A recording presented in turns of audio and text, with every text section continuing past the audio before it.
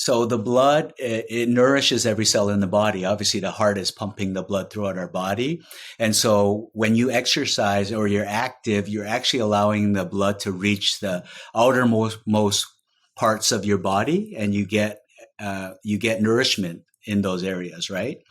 And the blood is made by the food we eat, the air we breathe, the water we drink. So if we want to maintain a healthy state of our blood, which is the primary driving factor of our overall health, then we have to be mindful of what we put in our bodies. But in this day and age, it's not just about what comes into our bodies. It's also what goes on the body and what's Right. around our bodies. And so that's the different thing about where we are historically post-industrial revolution. We're now having to deal with major pollution of air, pollution of water. So it's not just what comes in our body anymore. It extends beyond that. This is Evolve CPG's Brands for a Better World podcast, featuring purpose-driven leaders who not only believe in better, but actively pursue it. That's better products, better brands, and better leadership for a better world. Thanks to you, our listeners, this podcast is now ranked in the top 10% of all podcasts globally. Let's not stop there, though. You can help us reach more people by taking a moment to leave us a rating or review, which is critical for podcast algorithms, and by sharing your favorite episodes with your network. The more people we reach, the more good we can bring about in this world. If you work in the industry, you can also join our online community where we're going further, faster, together at community.evolvecpg.com. I'm your host, Gage Mitchell, founder and creative director of Modern Species, a sustainable brand design agency helping better brands grow and scale their impact. On this episode, we're speaking with Michael Don Ham, co-founder and president of Wild Orchard Teas, about the roots of his passion for health, why the purity of our air, water, and food matter so much, how his teas are grown wild and regeneratively, how it's our responsibility to take care of the planet for future generations, and much more. My name is Michael Don Ham. I'm the co-founder and president of Wild Orchard Regenerative Teas. As reflected in the name, we are a tea company.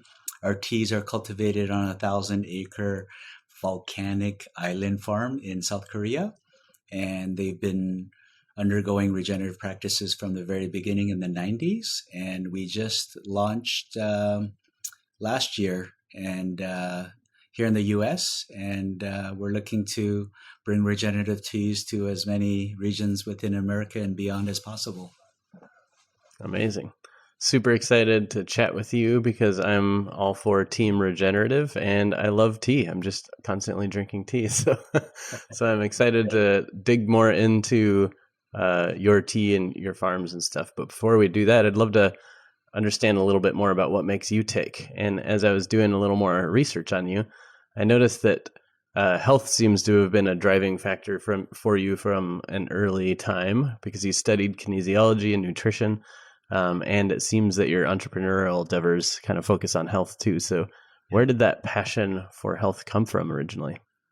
Well, I was fortunate enough to grow up maybe a couple hours north of the I-5 near where you're located, up in Vancouver, Canada. And from the earliest age, I can remember a real focus on fitness. So I grew up loving activity, sports. I think we're of the last generation. I think we're similar, having grown up maybe in the 80s and 90s, pre-internet age. So spending a lot of time outdoors with friends and being active. And so, as I said, very fortunate to grow up in a country that valued physical activity and the value that it brought to people's health. And so avid sports fan growing up, like you just name it, any sports. Like, I don't know, what sports did you enjoy when you growing up? I played mostly soccer and hockey, but being from Denver, everyone had to be a Broncos fan, of course. So I literally had like Broncos murals painted in my room and stuff, and followed because it was a good time for the Broncos, like Super Bowl wins and stuff. So it was fun growing up in that time, that era. Yeah, so I played ice hockey too up until college, but I played all sports. And, you know, being an avid sports fan, you just like follow it, all the teams, all the players. I remember the Broncos days in the 80s before they hit Super Bowl in the 90s. But yeah, it was a great time to grow up, right? Even back then, sports was a lot more less focused on money and fame and all these things. People did it more for the love of the sport. I think things were a lot Right. more genuine back then. And so I always had fond memories. And so when I graduated high school and it was time to pick a major, it was just natural to kind of lean towards something like kinesiology, an area that I had passion for with my involvement with sports. And, I've had a lot of great mentors since I was young, people who understood how the world worked, where we lived within the historical landscape, right? And really people who valued humanity and life. And so when I decided to choose my major, it was like, okay, I want to do something that's going to help people live healthier. One of my mentors, he pretty much got me to understand the key to health is really the health of the blood. It's why when we go to the doctor, they do blood tests, right? They want to check what the state of the blood is. So through nutrition, exercise, sleep, all contributors to positive longevity and quality of life. I kind of looked at everything through that lens, whether it was kinesiology or nutrition. And Nice. obviously the studying and majoring and minoring in those topics really helped mold my view on health and how to help people. That's interesting. I'm a big advocate for just general health and wellness. And I do think like a lot of it goes back to the food we put in our bodies, how much sleep we're getting, physical activity, some of those core things. But I haven't thought too much about the blood. So can you go a little bit more in depth about how it kind of centers around the blood? And I imagine that's just how healthy, what you're putting in your body, and then the blood carries that throughout to the rest of your muscles. But tell me more. Exactly. So the blood, it nourishes every cell in the body. Obviously, the heart is pumping the blood throughout our body. And so when you exercise or you're active, you're actually allowing the blood to reach the outermost parts of your body, and you get nourishment in those areas, right? And the blood is made by the food we eat, the air we breathe, the water we drink. So if we want to maintain a healthy state of our blood, which is the primary driving factor of our overall health, then we have to be mindful of what we put in our bodies. But in this day and age, it's not just about what comes into our bodies, it's also what goes on the body and what's around our bodies. And so that's the different thing about where we are historically post-industrial revolution. We're now having to deal with major pollution of air, pollution of water. So it's not just what comes in our body anymore. It extends beyond that. Yeah, totally. I often thought like if I had the time to focus on multiple niches as a creative, I would focus on food because it's, what goes in your body, but also we've done some work in personal care, like skincare stuff, which that goes on your body, like on your skin. And then I love the idea also of just doing like more sustainable products, whether that's clothing or furniture or something like that, because all those things abrade and go in the air and end up in your body through your nose or your mouth or whatever else. So that kind of contributes to factors. And then of course, most of our clients try to make sure we're putting fewer chemicals and less pollution into the planet, which I think also helps. But I just don't have enough time in the day to focus on all those niches, so I default to the one where I get to eat it, the food industry, because it's a fun space to play in. But I totally hear what you're saying there. It's definitely the entire environment. Obviously, some things we have a little more control over, like sometimes what food we pick. But the air quality, it feels sometimes a little less one-to-one. Like I can't walk around in a bubble, so it's more of like a collective thing that we have to do together. Which is part of why I'm on team regenerative, right? It's like how do we rebuild the environment that helps clean our air and makes it more habitable for us and everything else. Exactly. Nice. So we'll talk a little bit about Wild Orchards soon, but I'd love to hear first off a little bit more about your other active venture. I didn't know you had this other company called Repure. Can you tell us a little bit about that business and why you decided to focus on air and water quality, which I'm guessing is a continuation of what we were just talking about? Yeah, so Repure is a healthy home operating system, and you pointed it out correctly because when we go outside of our homes, we cannot control the environmental factors, right? It's out of our hands. Like when we Right. go for a walk in the street or travel on business to a major city and you're walking, you can't control what you're breathing like directly. But the reason why we created Repure was to at least be able to control it and optimize indoor spaces for health in your home or your office, places that you have a say in how you want that environment to uh, affect or interact with you and how it impacts your health. And so, because air and things like water are invisible, no one has any clue what the state of their air is. The only way they know is if they start getting headaches or they start getting drowsy because CO2 levels are climbing, or there's a lot of pollen that comes in through an open window and you start sneezing. So those are kind of areas where you can kind of feel it. But for the most part, you can have a lot of pollutants in the home and you wouldn't even know. So Repure is about putting monitoring in there, just like our bodies has sensors. So we try to have the home mimic the human body in terms of sensing foreign bodies and then using smart controls to automate the remediation of pollution events. So once again, my nutrition background and kinesiology comes into play here because we've developed a knowledge base of how the body works, how the liver works, how the lungs, filter out pollutants that we breathe in. And so we want the house to kind of mimic that so that our bodies are protected when we're in that environment. So it goes a lot deeper than that, but that's kind of just like a general overview. I love the idea of the monitoring because, to your point, yeah, you don't really know unless, like you said, you start sneezing or something. You are the canary in the coal mine at that point. But if you can catch it before that happens, that's great. But maybe tell me a little bit more about the purification side of it. So Sure. is it like So an air filter kind of yep, thing? And then how does that tie into the water quality as well? So I'll just address the example that you just voiced. So if the window is open, the pollen will come in on a spring day, and then you'll start sneezing because you're breathing it in, right? So we have outdoor air sensors and we have indoor air sensors.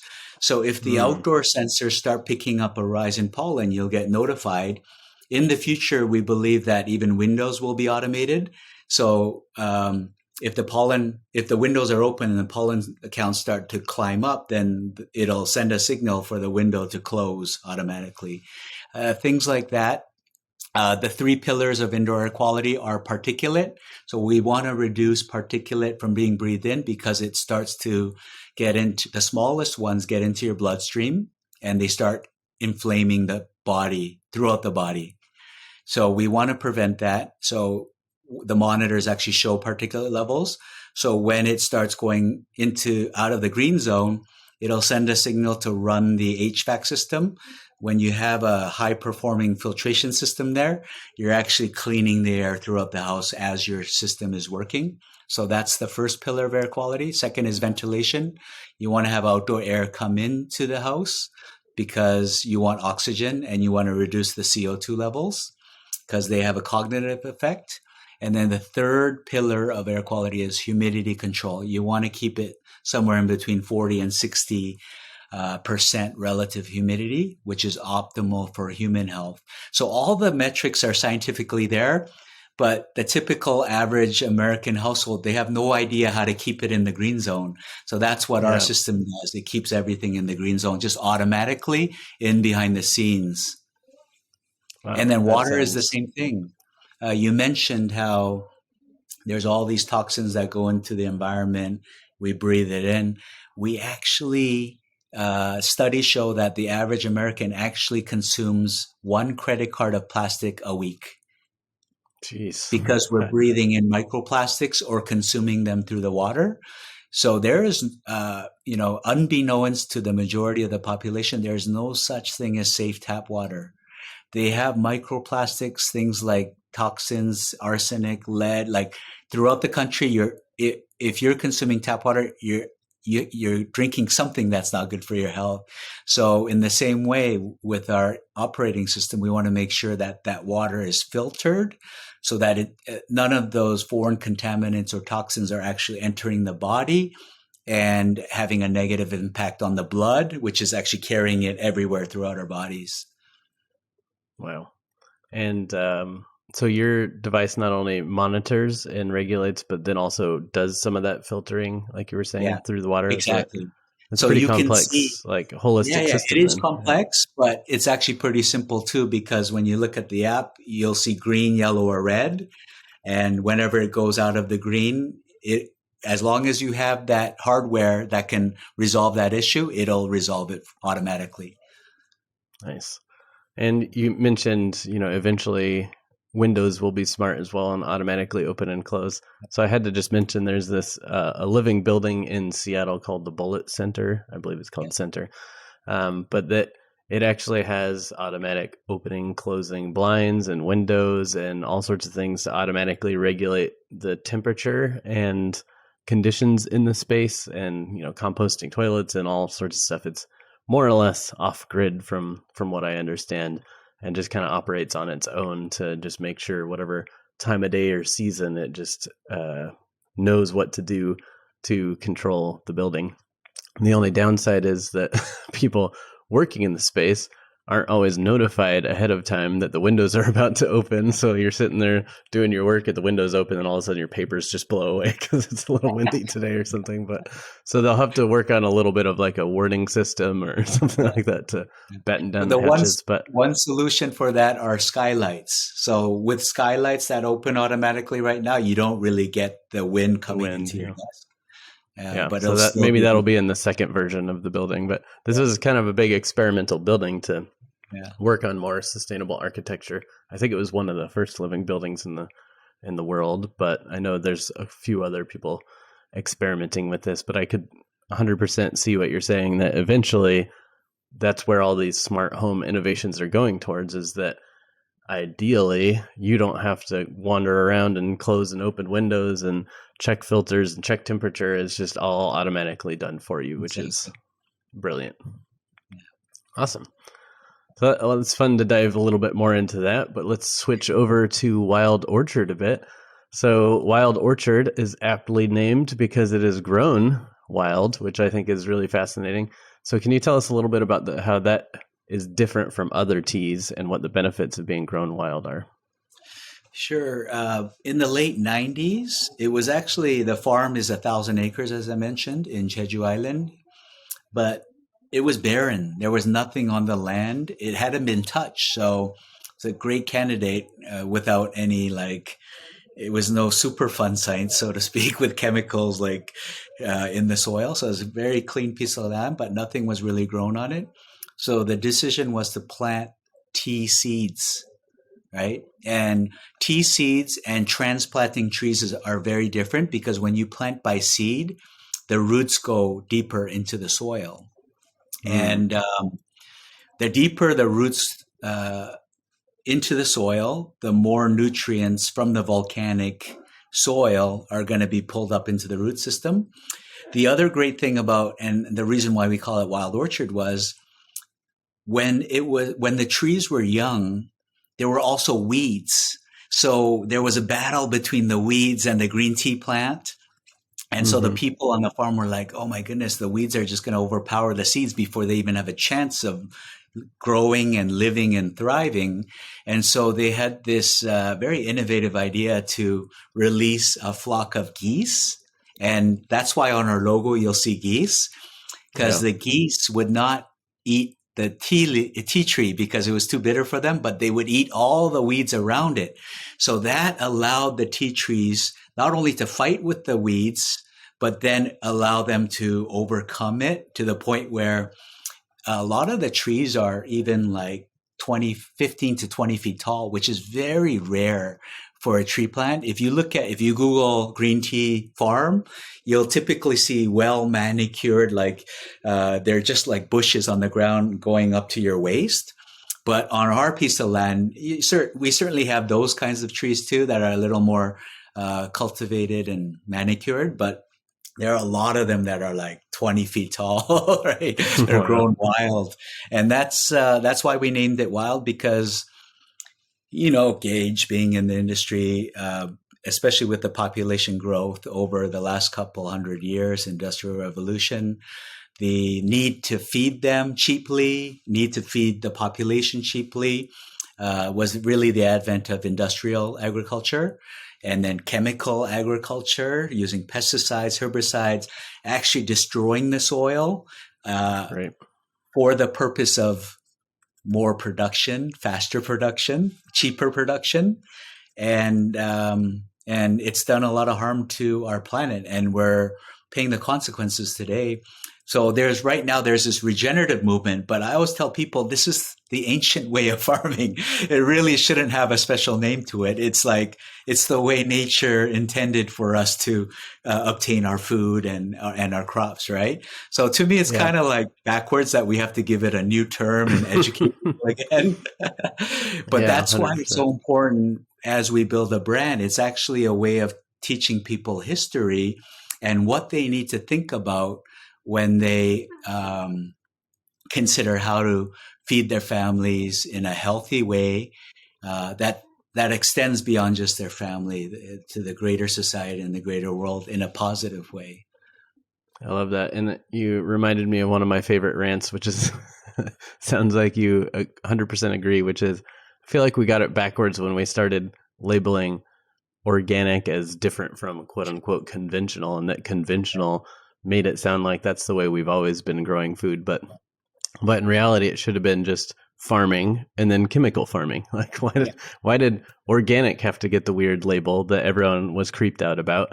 Because it made it sound different. And same thing with regenerative. Again, like throughout all of history up until whatever the 40s to 60s or something, when chemical agriculture became popularized, all farms, all agriculture, everything on the planet was regenerative and organic. But it wasn't until that time that we started doing things in this quote unquote conventional way, which is chemical agriculture, that things changed. But now, of course, like you said, we have to label the going back to the way things should be as organic or regenerative, which is just ridiculous. So I feel like we wouldn't necessarily be as much in this place where we have to educate people on the benefits of organic and regenerative if we had been smarter about what we called quote unquote conventional agriculture when we started labeling things like that. That should have just been from day one labeled as chemical agriculture, and let's move on, right?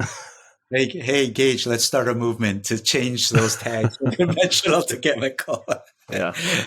I usually try to like switch it instead of like conventional. I'll change it in like whatever I'm writing. But of course, I'm not like New York Times or whoever has the more influence. So, but I agree. Let's start reversing that because it's just ridiculous. Yeah. With that said, I love the story of how the wild tea came to be. Who was it that had control of this island and decided it was smart to plant tea? And was that just for like an environmental kind of thing, or was there a dream of turning it into a brand at some point, like a tea company? Definitely. The goal was to create world-class teas and do it in a way that was scalable, which is why 1,000 acres is not big in terms of like other farms that are tens of thousands of acres big, but it's still not small either, right? So one of the things was the farm operator also has tea farms in other parts of Korea that like traditional tea growing regions, and they would win all the domestic awards.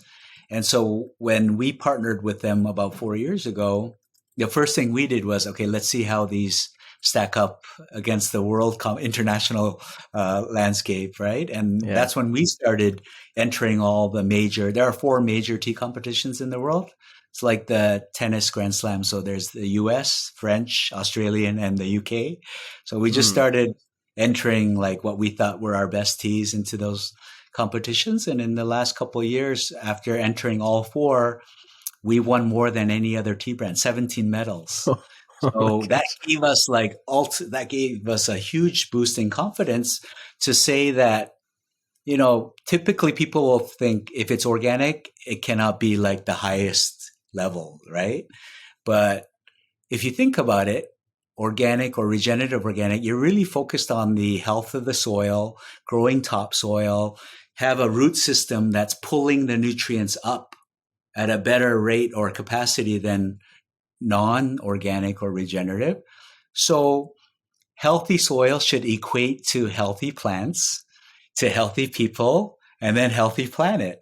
And so there's no reason why a crop that's generated or cultivated regeneratively cannot be on the world stage as the best in that category. So we're so excited to be able to be in a position to do that.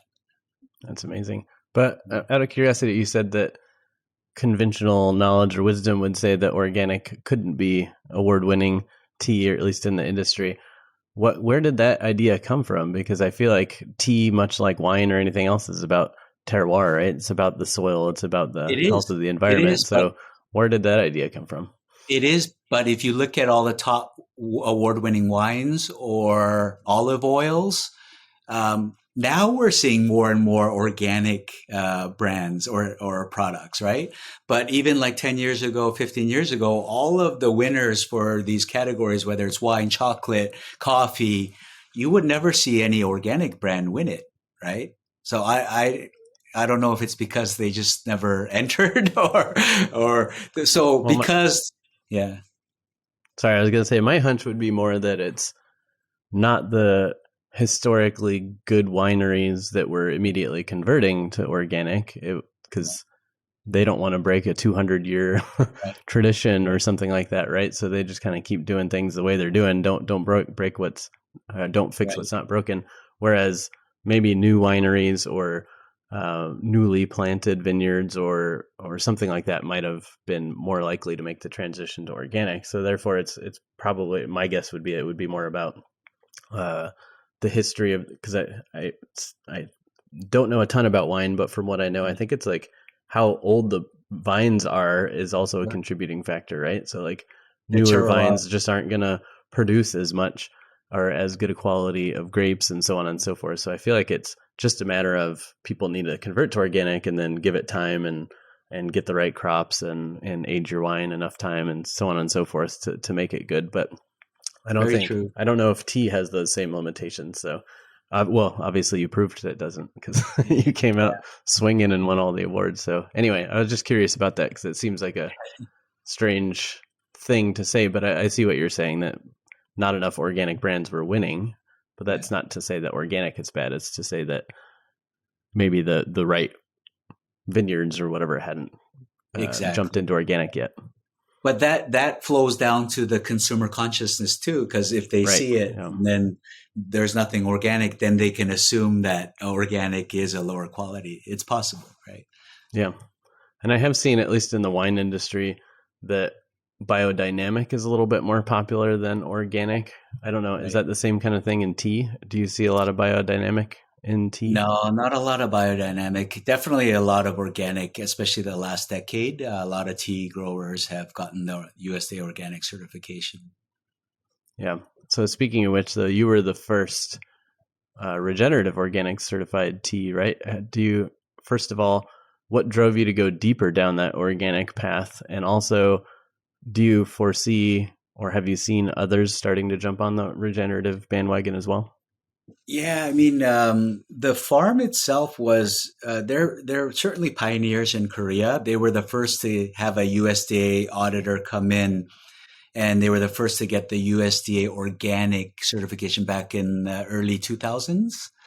And so back then, regenerative organic certification wasn't around.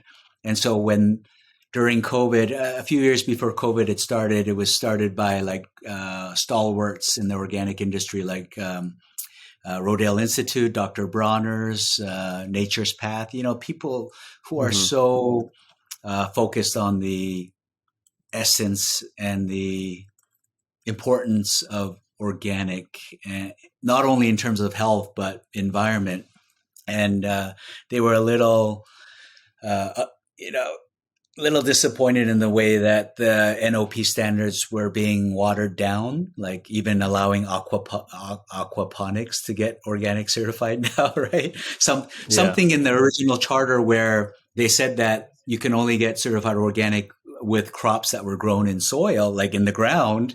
And now it's deviating to like, okay, now we're going to let aquaponics industry get certified. So it's a lot of disillusionment, like based on the original intent of setting up the National Organic Program. So that's why this regenerative organic certification came to be, really focusing on the highest standard for soil health, animal welfare, and farm worker fairness.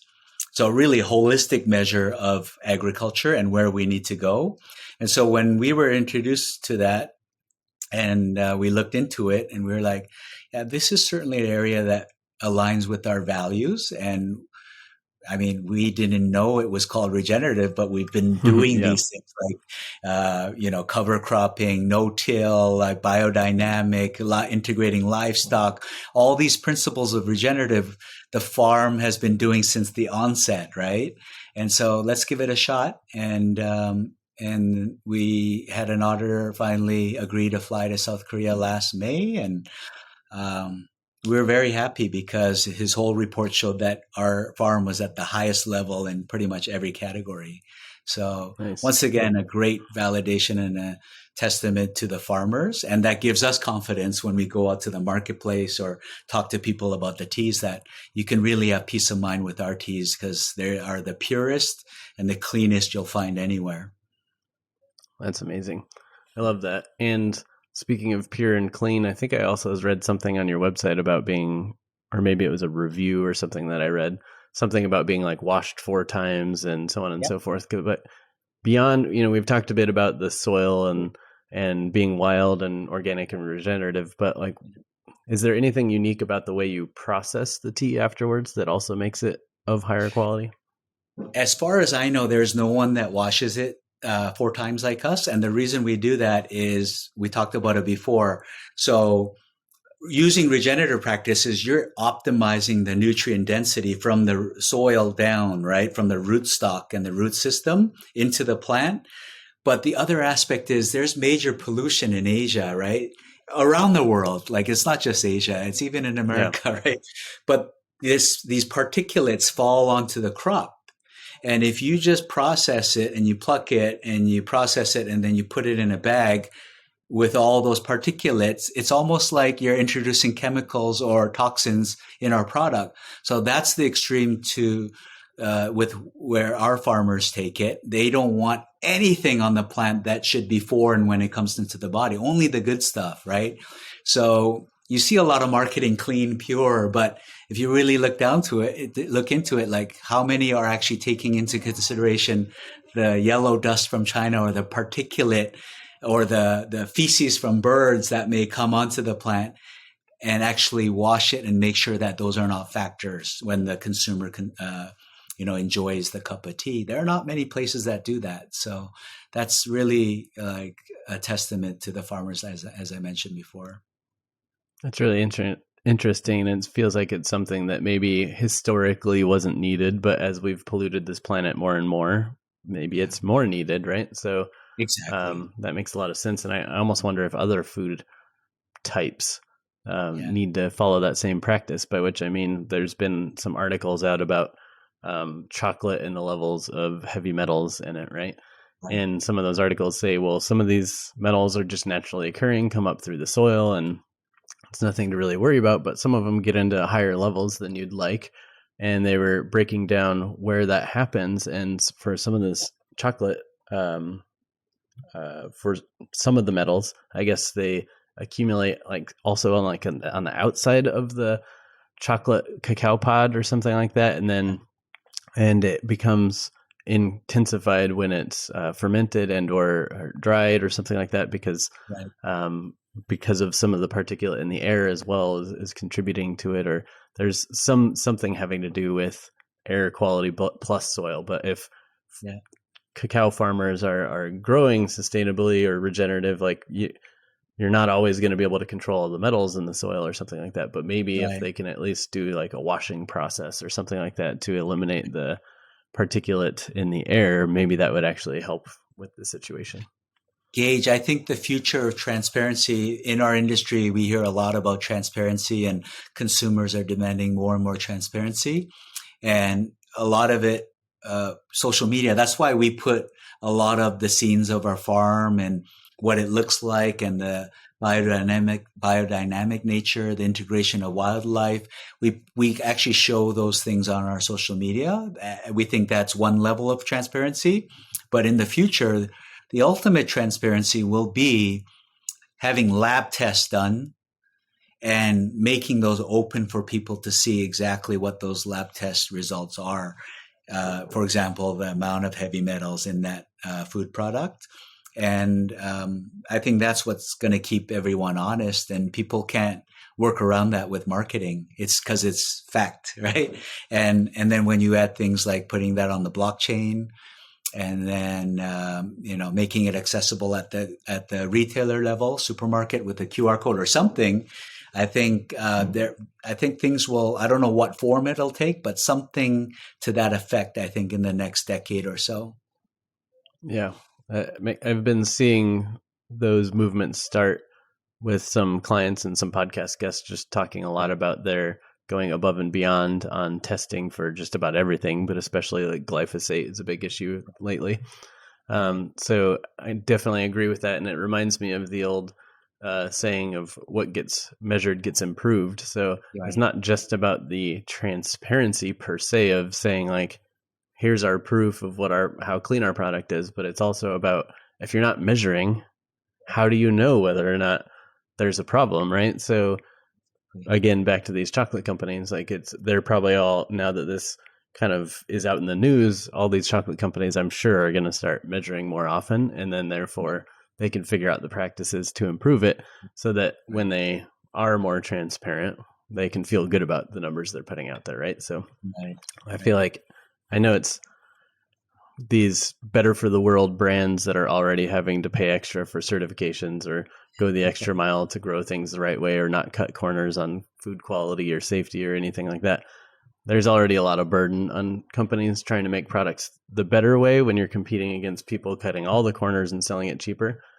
Yeah. So this like testing and measuring stuff feels like yet another one of those burdens they're going to have to take on, but it just feels like that's where things are going. And my hope would be that government subsidies and nonprofits and foundations, et cetera, can help offset some of this burden that Better for the World brands have to go through to make it easier for them, but also to incentivize other companies to start following best practices. Because right now, most government subsidies and so on and so forth go towards giant chemical agriculture companies industrial agriculture, et cetera, which basically incentivizes doing things the wrong way and helps make that cheaper, which then influences consumer behavior because consumers, of course, are going to buy the cheaper thing often, right? So I feel like if we can fix where some of those subsidies and government support and other things go, hopefully we can incentivize better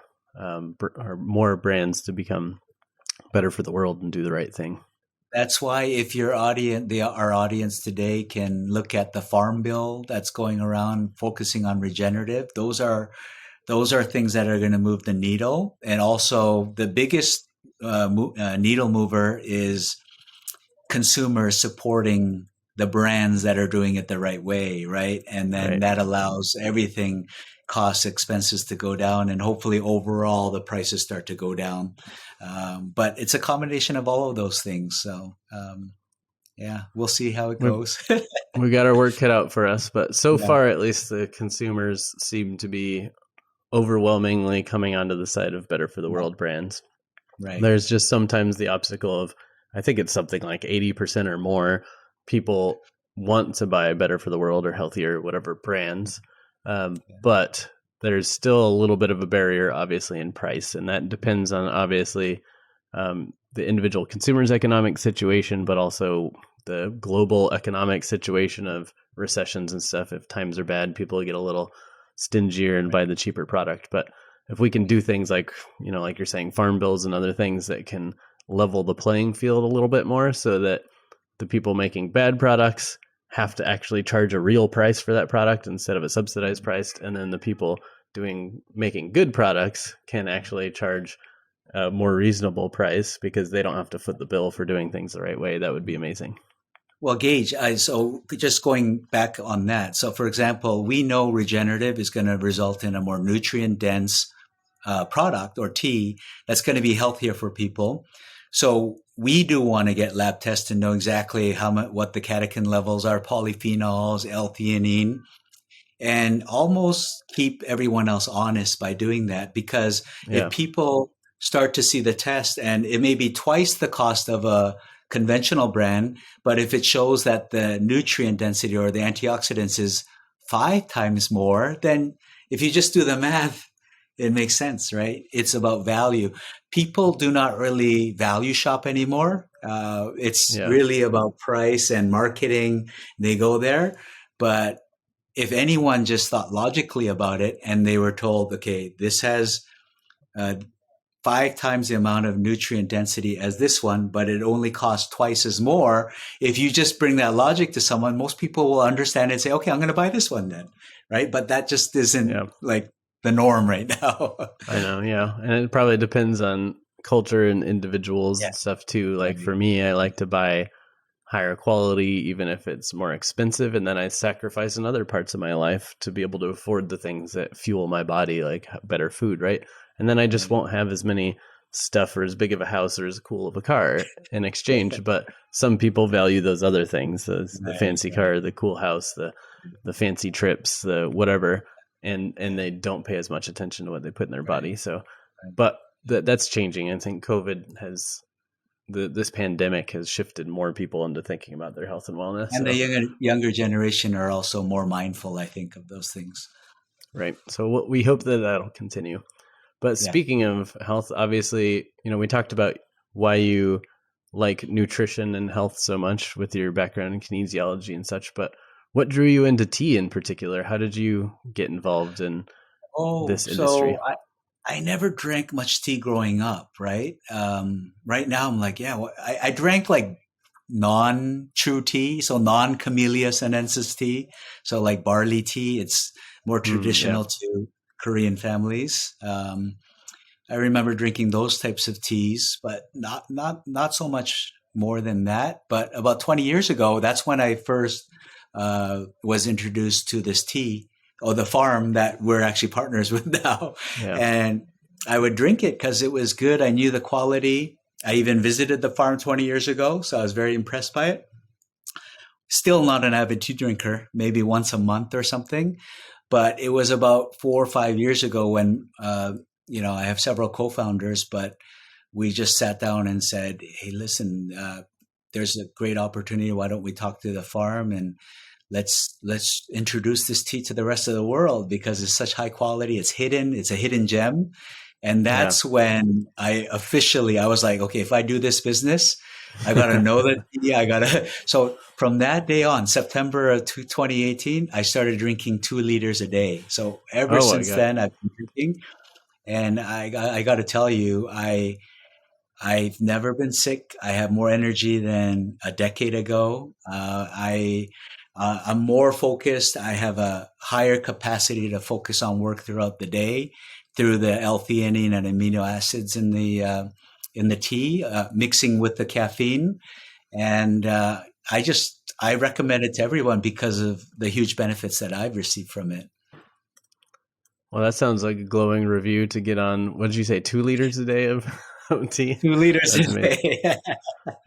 Out of curiosity, I know we earlier talked about how health is a holistic thing, your air quality, your sleep, and other things. So that's an interesting case study if you started drinking tea and had all those benefits.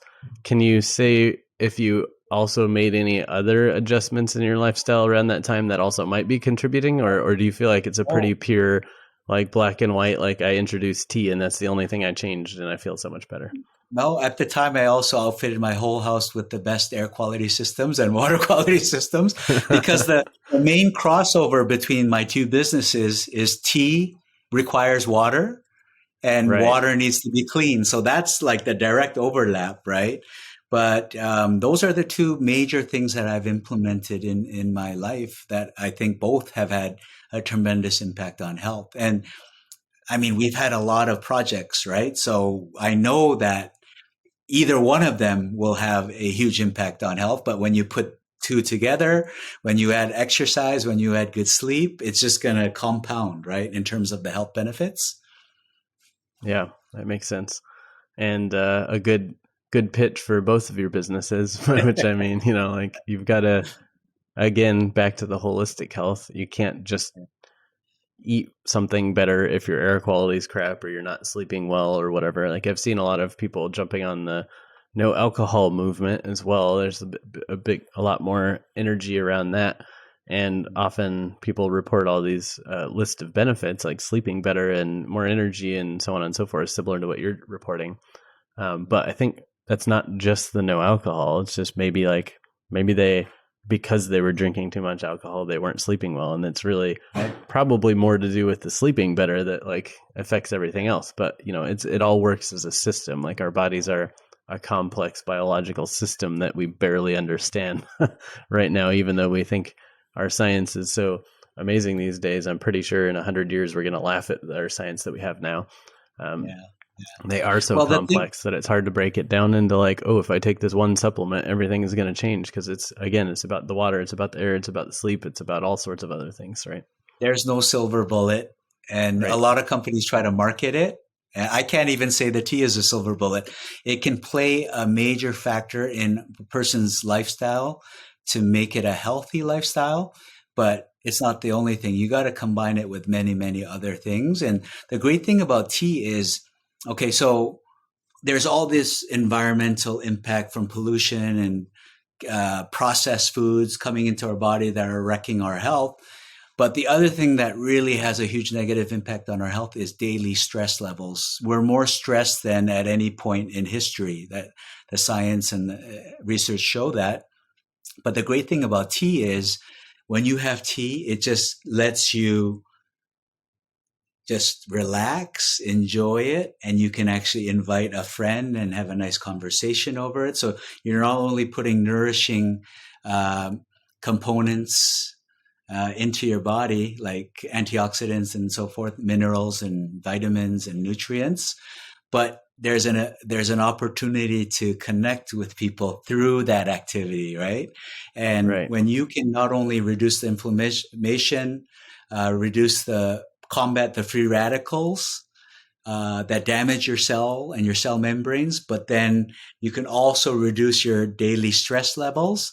Those are high impact things. So if you fit it into your lifestyle on a daily basis, you're reaping the rewards on a very compounding cadence, right? Every day. So that's what really contributes to quality and longevity of life. Yeah, that makes a lot of sense. It reminds me of a couple things. One was, I can't remember where this study was, but someone pointed it out to me at one point that said they did some research on, the efficacy of supplements, and they found that there was varying degrees of like efficacy across supplements. But what they did find is that, well, that's part of it. But what they did find is they said the real outcome was that if you're the type of person who takes supplements, you're more likely to be healthy. But the supplements themselves aren't always, effective because, like you said, bioavailability, and it's about the combination, what else you're eating, and so on and so forth, right? But the type of person who takes supplements is the type of person who cares about their health and is doing things to improve it. So their result was, well, we can't really tell you which ones to take, but just be the type of person that would take supplements, which is to your point. It's about the rituals. It's about the lifestyle. Yes, obviously tea has a lot of health benefits, and so do other kind of superfoods and so on and so forth. But being the type of person who cares about your health and is paying attention to these things will have massive benefits beyond the individual things that you're taking. And the other thing it reminded me of is that book Blue Zones, I believe it's called. Oh yeah, that kind of outlines the cultures with the longest living, healthiest people on the planet and tried to figure out what the commonality was. And some of it is just like spending time with friends and doing like small health things, like going for a walk each day or doing some gardening, just like a little bit of physical activity and kind of what you eat and stuff. But it was just about the lifestyle itself is kind of what's Right. healthy, whereas most modern cultures are full of stress and anxiety and pollutants, and we're cut off from people physically because we spend all of our time online or in front of a computer or something like that. So we're doing all the things wrong. Yeah. Yeah. But so to your point, like even if the tea itself isn't the silver bullet, including like healthy rituals like tea in your life will have a ripple effect out to all other aspects of your life. Yeah. Love it. So you and I think first met through the Organic Marketing Association, Dennis, which our friend yeah, Dennis. the ultimate connector in organic, Dennis, which is great to be kind of involved in that with you. But I also just noticed that you're a 1% for the Planet member too, which my company is also 1% for the Planet. So tell me, why did you decide to sign up for that commitment? Well, part of the regenerative organic certification, one of the pioneers was also Patagonia Provisions, and Right. Guy Chouinard, he's one of, I'm one of his biggest fans, especially the way that he runs business. It's not for the sole purpose of making money. It's how to send a message, how to impact people positively, and how to get people to think about how to take care of the environment, right? This planet that we share. And so he created the 1% for the planet. So I've always been a big fan of his. And when we started the businesses, we were like, okay, we got to, as part of our values and our mission, we have to not only impact people in our own way with our teas, but also contribute to the effort expended by other organizations that have similar values as us. And being a part of 1%, as you know, allows us to identify organizations, what they're focused on. It can be the oceans, it can be the air, it can be nature, it can be farming. It's so many things, right? Climate justice, equity. And it just lends a great opportunity to meet others and find ways to collaborate, because in the end, it's the 1+1=3 kind of philosophy. Like Yeah. instead of us just doing what we're doing in our own silo, finding ways to synergize our efforts through other like-minded people and organizations is really the main reason why we decided to join that right when we started the company. Nice. Okay. Yeah, that's awesome. And I think one thing that they say, or Yves Chenard, is that how you pronounce it? I always like mix up. Yves Chouinard, Yves. yeah. Yeah. Yeah. One thing he likes to say is that it's kind of your planet tax, so to speak. You know, we pay our business taxes, our state taxes, our income taxes, etc.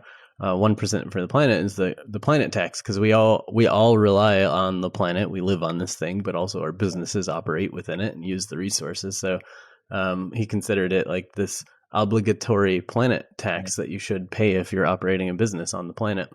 So that's one interesting way to look at it, is it just should be like something every company is doing because you're using resources. For me, I think it was more about we were already donating and doing different things, but we didn't have some sort of third party checking it, verifying, kind of like what you're saying, that more food companies need to test for heavy metals and glyphosate and other things.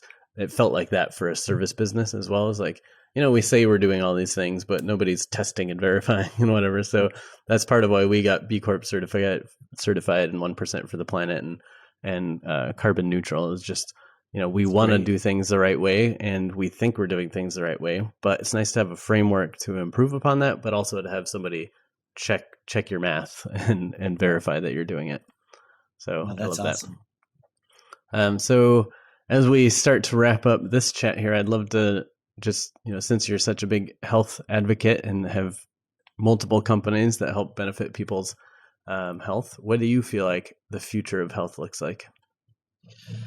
Well, the future of health right now, I'm excited because especially the younger generation coming up, they really seem to care about the future of our existence, shall I say, right? What the next generation, how we leave everything for the next generations. And we have to lead by example. Like, like I mentioned in the beginning, Gage, you and I are probably one of the last generations pre-internet, and Yep. we've benefited from, growing up in the middle of nature and when life was a lot simpler. And every generation now and moving forward, they're not going to have that unless we make drastic changes, right? So, as you namely titled, Modern Species, right? We have Yep. to figure out how to interact and make life better for everybody. And in the end, we talked about stress and everything moving faster now than ever before with technology. But I think the biggest travesty of that is people don't have time to stop and think about who they are, their place in the world. They don't even look back at history and what the future deserves or what we need to do.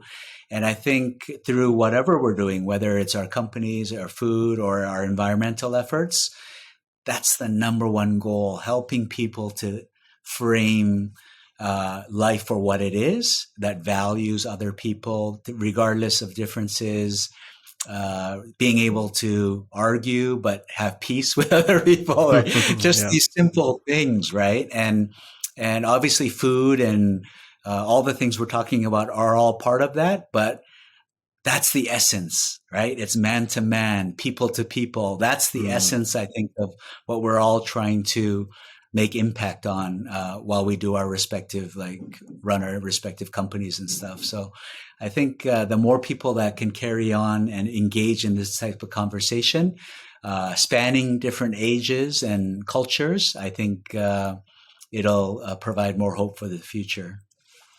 I love it.